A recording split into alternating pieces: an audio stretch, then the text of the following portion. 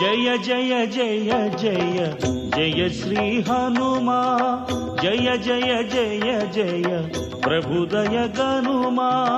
ఈ ఇక్ష్వాకు వంశం అద్భుతమైన వంశం. ఇంతమంది మహానుభావులు పుట్టారు. అదిగో అందులో పెద్దవాడు రామచంద్రమూర్తి. ఈ రామచంద్రమూర్తిని నీ కుమార్తె సీతమ్మకిచ్చి వివాహం చెయ్యాలి. ఈ వంశం ఇటువంటిది, నీకు అంగీకారమా అని అడిగాడు. జనకుడు తాను అంగీకరించలేదు. ఇలా తిరిగి చూశాడు, ఇలా తిరగలేదు. ఎందుకంటే గురువుగారు గుడి పక్కన ఉండాలి. అందుకని ఇటు తిరిగి చూశాడు. ఇటు తిరిగి చూస్తే శతానందుడున్నాడు, గౌతమ మహర్షి కొడుకు. జనకుడికి ఆయన పురోహితుడు. ఆయన చూసి చాలా బాగుంది, కానీ మర్యాద ఒకటి ఉంది కదా, మన వంశం కూడా చెప్పాలి, మన వంశం ఎటువంటిదో కూడా చెప్పాలి కదా. అందుకని శతానందుడు లేచి అన్నాడు, జనక మహారాజు గారి వంశం కూడా చాలా గొప్పది. వీళ్ళ వంశంలో మొట్టమొదటి వాడు నిమి. ఆ నిమి యొక్క కుమారుడు మిథి. మిథి యొక్క కుమారుడు నిమి, మిథి, నందివర్ధనుడు.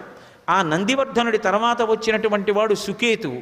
సుకేతువు తర్వాత వచ్చినటువంటి వాడు బృహద్రథుడు. బృహద్రథుని యొక్క కుమారుడు దేవరాతుడు. దేవరాతుని యొక్క కుమారుడు మహావీరుడు.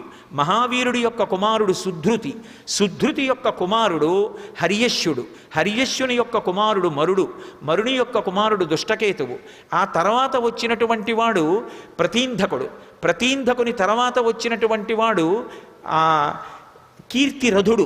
కీర్తిరథుని యొక్క కుమారుడు మహీద్రకుడు. మహీద్రకుని యొక్క కుమారుడు విభుదుడు. విభుదుని యొక్క కుమారుడు దేవమీఢుడు. ఆయన యొక్క కుమారుడు ఆ తర్వాత వచ్చినటువంటి వాడు కీర్తిరాతుడు. కీర్తిరాతుని యొక్క కుమారుడు మహారోముడు. మహారోముని యొక్క కుమారుడు స్వర్ణరోముడు. స్వర్ణరోముని కుమారుడు హ్రస్వరోముడు. హ్రస్వరోమునికి ఇద్దరు కుమారులు.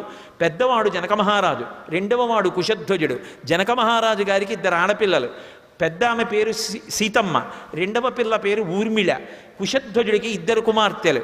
పెద్ద ఆమె పేరు మాండవి, రెండవ పిల్ల పేరు శృతకీర్తి. మీరు అంగీకరిస్తే దశరథ మహారాజు గారి నలుగురు కొడుకులకి ఈ అన్నదమ్ముల యొక్క ఇద్దరు పిల్లల్ని ఇచ్చి వివాహం చేస్తామన్నారు. వాళ్ళిద్దరూ అంగీకరించిన తర్వాత దశరథ మహారాజు, జనక మహారాజు అంగీకరిస్తే అప్పుడు కళ్యాణం జరిగింది. అమ్మా ఇలా అయిందమ్మా మా కళ్యాణం అని అయోధ్యకాండలో సీతమ్మ చెప్పింది. అంటే ఇద్దరి నడవడి ఎంత గొప్పదో చూడండి. ఎక్కడ అంతమంది పెళ్లి చేసుకుంటామన్నారు, శివనర్భంగం చేస్తే పిల్లని ఇస్తామని మా నాన్నగారు ముందుకొస్తే వాళ్ళ నాన్నగారి మాటే వింటాను, మా నాన్నగారే ఒప్పుకోవాలన్నారమ్మా. అప్పటి నుంచి అదే గొడవ. మా నాన్నగారి కోసం అరణ్యానికి వస్తాను, ఇప్పుడు అరణ్యానికి బయలుదేరారు. మొదటి నుంచి ఇదే ప్రారంధం అనలేదు సీతమ్మ. వాళ్ళ దాంపత్యం మొదటి నుంచి అటువంటిది.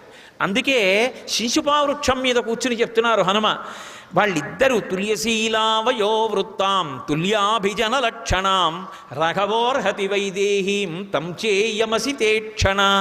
ఆ సీతారాములిద్దరూ ఒకరు పుట్టారా అన్నట్టుగా ఉంటారు. అంతటి అనుకూలమైన దాంపత్యం.